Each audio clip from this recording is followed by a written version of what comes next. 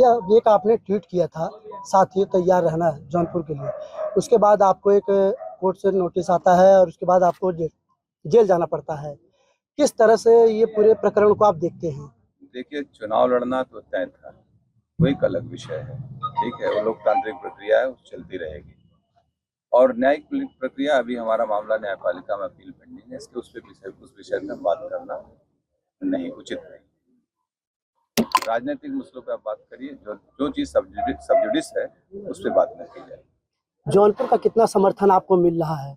बहुत बहुत समर्थन है जौनपुर का। अभी तो हम आए हैं, आज पहला दिन है, काफी दिनों के बाद हम जेल से छूट के आए हैं। जिस तरीके से अभी मैं आ रहा था, मुझे महावीर दर्शन किया वहाँ पर बजरंगबली जी का, उसके बाद वहाँ सूरापुर होते हुए शाहगंज होते, केतासराय, गुरैनी होते, जिस तरीके से मुझे हर जात धर्म मजहब के लोगों ने एकदम सड़कों पे आके जिस उत्साह के साथ, जिस खुशी के साथ मुझे मेरा स्वागत किया, मैं उससे अभिभूत हूँ। मुझे लगता है कि लोगों को मैं देख रहा था, उनके अंदर एक पीड़ा थी कि जो मेरे साथ हुआ वो गलत। जिस दिन बेल हुई, पहले अभय सिंह जनपद जौनपुर में आए थे, उन्होंने तमाम कटाक्ष आपके प्रति बोले, उन्होंने नॉर्थ ईस्ट इंडिया का डॉन तक आपको कह के यहाँ से चले गए। अपराधियों के सवालों का जवाब मुझसे न पूछे तो ज्यादा अच्छा है। मैं किसी दिन अपराध की हिस्ट्री दे दूंगा, तो जाकर उससे पूछ लीजिए। बाकी और राजनीतिक मसलों पर बात। जिस दिन बेल हुआ आपको, उसके कुछ घंटे पहले यहाँ से आपकी जेल शिफ्टिंग कर दी गई, उसके पीछे क्या कारण है? हैरेसमेंट था। अगर मान लीजिए कि न्यायपालिका से मामला रिजर्व था, डिसीजन ऑफ कोर्ट अपलोड भी हो गया था साइट पे कि सैटरडे को उसमें जजमेंट आना है, तो वेट करना चाहिए था। अगर मुझे बेल मिलती तो मैं ही छूट जाता। अगर बेल नहीं मिलती तो आप उसके बाद जो भी और मैं एक चीज और कहना चाहूंगा, इलेक्शन नोटिफाई हो चुका है, उसके बाद आपने यहाँ से डिस्ट्रिक्ट एडमिनिस्ट्रेशन हो या जेल प्रशासन हो, किसी ने मेरे खिलाफ नहीं लिया, क्योंकि मैं बहुत शांति से रह रहा था। और उसके बाद आप जो है आनंद फानंद मेरा हस्तांतरण कर दे रहे हो शासन स्तर से। इलेक्शन कमीशन से भी परमिशन नहीं ली गई, ना उससे इंटीमेट किया गया। मेरी पत्नी यहाँ से चुनाव लड़ रही थी, मैं चुनाव कौन सा प्रभावित कर रहा था? यहाँ पर जबरदस्ती उठा के मुझे भेज दिया गया यहाँ से 550 किलोमीटर दूर। आखिर 4 दिन बाद हम छूट के आए। एक हैरेसमेंट ही तो था, मैं रास्ते में चला जाऊँ, और जबकि मेरी तबीयत भी नहीं ठीक थी। डॉक्टरों का पैनल मुझे लिख के गया था वहाँ पर, और अब नहीं, पिछले 16 मार्च से ही मेरा ट्रीटमेंट चल रहा था बैक का, और इसमें नी में ऑपरेशन हुआ था मेरा, लिगामेंट का थोड़ा इंजरी आ गई थी मुझे, तो उसको लेकर उसके बाद भी मुझे भेज दिया, अपने एम्बुलेंस से भेज दिया। इसका मतलब कहने मनसा ठीक नहीं थी, हम बीमार हो जाए और खराब हो जाए मेरी सेहत, ताकि हम चुनाव में पार्टिसिपेट न कर सकें। क्या विपक्ष डरी हुई है इसलिए आपको बरेली जेल शिफ्ट किया गया? हम ये पूरे विपक्ष को तो नहीं कह सकते, वो तो बड़ा विषय हो जाएगा, लेकिन हाँ, जौनपुर में जो लोग हैं वो तो जरूर डरे हुए हैं। भाभी जी प्रेस वार्ता में कह रही थी कि हत्या की आशंका, आपकी हत्या हो सकती है, किससे आप डरे? देखिए, वो उनका बयान था, पत्नी है मेरी, उनको अपने निश्चित रूप से उनको अपने पति की चिंता थी, उनको इन सब चीज़ों से बहुत वास्ता नहीं था। मेरा स्थानांतरण आनंद फानंद में होने लगा। हाई कोर्ट का उनको तो मालूम था हाई कोर्ट का जजमेंट आने वाला है, उसके बाद जो होगा। अचानक ट्रांसफर की बात सुन को उनको एक अजीब सा उनके लिए लगा, उनको जो समझ में आया उन्होंने बात कही। और आप लोगों को मालूम है, ऐसा नहीं है कि हमारे ऊपर जानलेवा हमले हुए हैं, तमाम चीजें हुई, लोग जानते हैं, तो उस आधार पर उन्होंने अपने बयान दिए। उनका वो एक इनोसेंट बयान था। एक किसी भी महिला की, आपकी पत्नी होगी, आप पे मुसीबत आएगी तो वही बयान देगी वो, जो मेरी पत्नी ने दिया। हाथी की सवारी कर रहे, कितना जीत सुनिश्चित समझ रहे हैं? ऐसा है, हाथी से हम लोग यहाँ से 2009 में जीते थे, ठीक है, और फिर 2024 में जीतेंगे, आप देखिएगा। इस समय हमारी मौजूदगी पूर्व सांसद धनंजय सिंह के आवास पर, आज 57 दिनों के बाद अपने आवास पर पूर्व सांसद बरेली से चलकर आज जौनपुर पहुंचे हैं। बीच में उन्होंने कल उत्तराखंड में जाकर नीम करौली बाबा का दर्शन किया था। आज आते समय सुल्तानपुर बॉर्डर पर विजेथुआ धाम का दर्शन किया, उसके बाद शाहगंज होते हुए, खेतासराय होते हुए जौनपुर पहुंचे हैं। हम उनके समर्थकों से बात करेंगे कि 57 दिन बाद उनके नेता वापस आ रहे हैं, कैसा लग रहा है? कैसा लग रहा है आपका नेता आज वापस है? बहुत ही अच्छा लग रहा है, बहुत सुखद क्षण है ये। ऐसा लग रहा है कि जैसे श्री रामचंद्र जी वन से लौट के आए हैं, वो फीलिंग आ रही है अंदर। ये बताइए कि बड़ा उत्साह का माहौल था, ढोल ताशे बज रहे थे, तो आपका नेता वापस आए हैं, अब कैसे चुनावी जो ये सफर है कैसे करेंगे? देखिए, जो भी होगा उनके नेतृत्व, उनके निर्देश के अनुसार ही होगा, लेकिन कुल मिला जुला के ये मान के चलिए चुनाव एक तरफा हो जाएगा।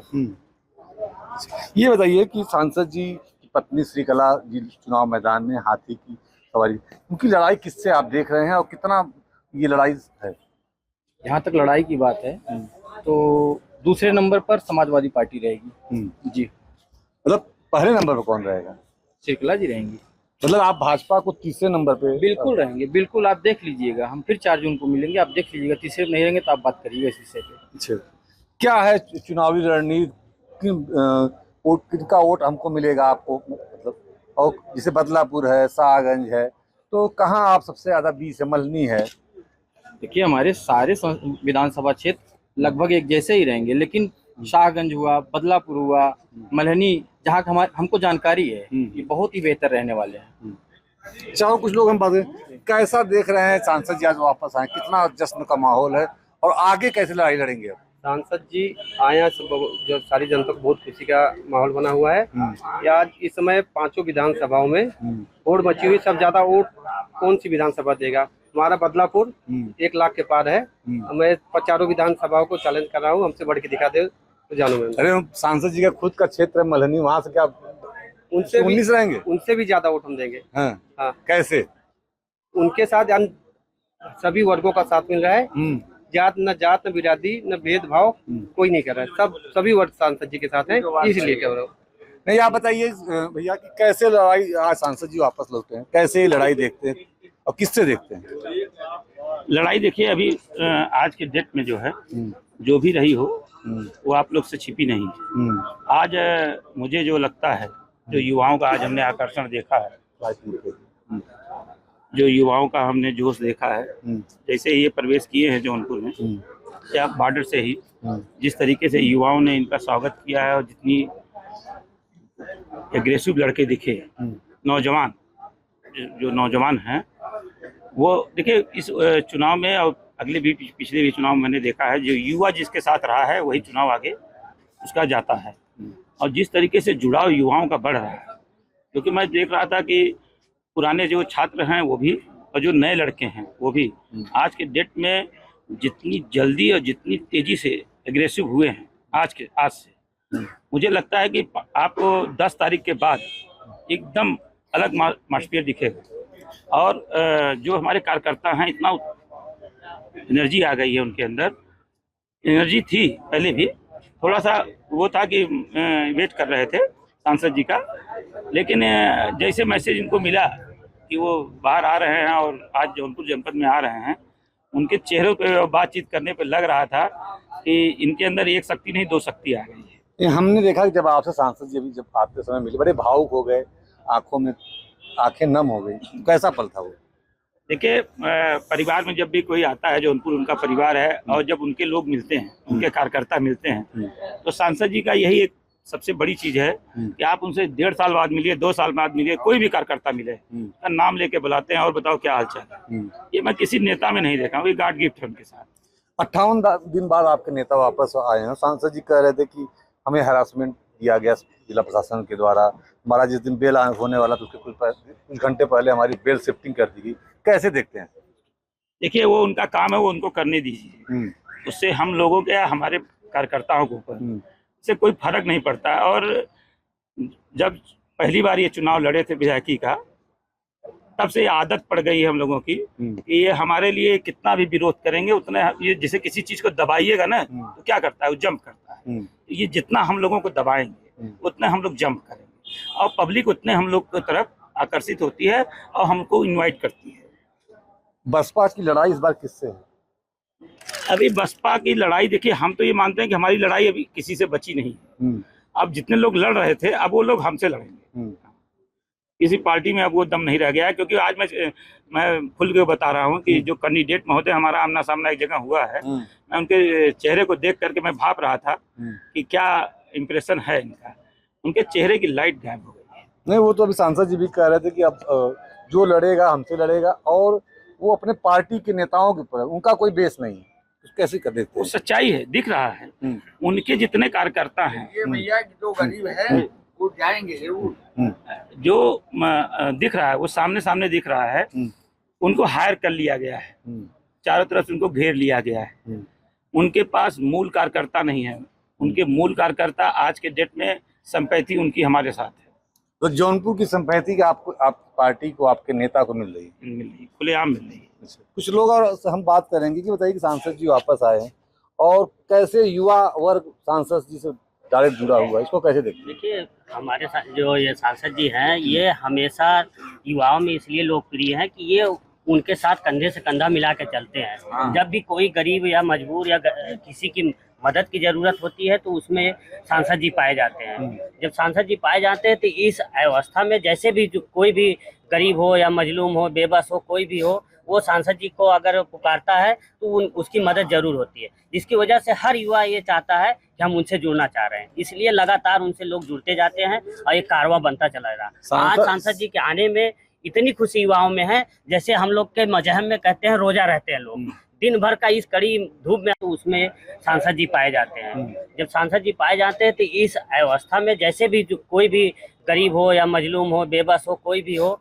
वो सांसद जी को अगर पुकारता है तो उसकी मदद जरूर होती है, जिसकी वजह से हर युवा ये चाहता है कि हम उनसे जुड़ना चाह रहे हैं। इसलिए लगातार उनसे लोग जुड़ते जाते हैं और ये कारवां बनता चला रहा। आज सांसद जी के आने में इतनी खुशी युवाओं में है, जैसे हम लोग के मजहब में कहते हैं रोजा रहते हैं लोग दिन भर का, इस कड़ी धूप में अगर रोजा रहते हैं, दिन भर रोजा रहते हैं और शाम को एक घूंट जब पानी मिलता है तो ऐसा लगता है हमारे शरीर में एनर्जी आ गई। उसी तरह आज हमारे इस सांसद जी को इस जौनपुर की धरती पे आने के बाद इस तरह की एनर्जी हम लोगों को मिली है। सांसद जी को मसीहा क्यों कहा जाता है? जौनपुर की जनता लगातार उनको मसीहा कहती है। सांसद जी को मसीहा इसलिए कहा जाता है कि जैसे आप भी जानते हैं, तमाम लोग यहाँ के लोग जानते हैं, जब भी किसी की मदद की जरूरत पड़ती है, चाहे गरीब के लड़की की शादी हो, चाहे गरीब के इलाज की जरूरत हो, या किसी गरीब को किसी भी तरह से कोई प्रताड़ित करता हो, अगर वो कहीं भी जाता है तो वो खाली हाथ जाता है। लेकिन अगर हमारे यहाँ पूर्व सांसद धनंजय सिंह के यहाँ आता है तो वो खाली हाथ नहीं जाता, उसकी मदद जरूर होती है, जिसकी वजह से वो गरीबों का मसीहा कहे जाते हैं। भाभी जी चुनाव लड़ रही हैं, कितना जीत आप लोग बसपा के लोग हैं, कैसे देखते हैं? सर, समाज की यारी, हाथी की सवारी इस समय सब पे भारी है। अच्छा, किससे लड़ाई है हाथी की? हाथी की किसी से नहीं लड़ाई, हाथी अपने आप में खुद नंबर 1 पर है और बाकी जो लड़ाई है सब इनसे लड़ाई लड़ रहे हैं। कोई लड़ाई लड़ने की हैसियत में नहीं है।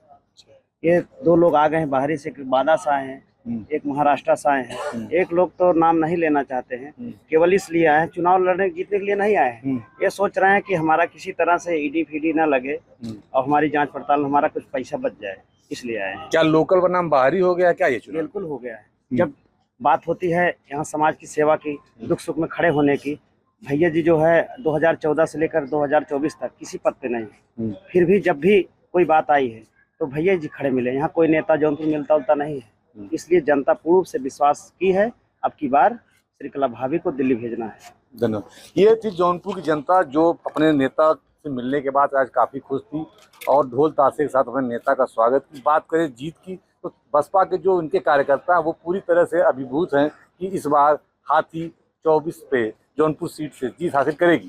कैमरा पर्सन अभिषेक के साथ दीपक सिंह, न्यूज स्टेट जौनपुर।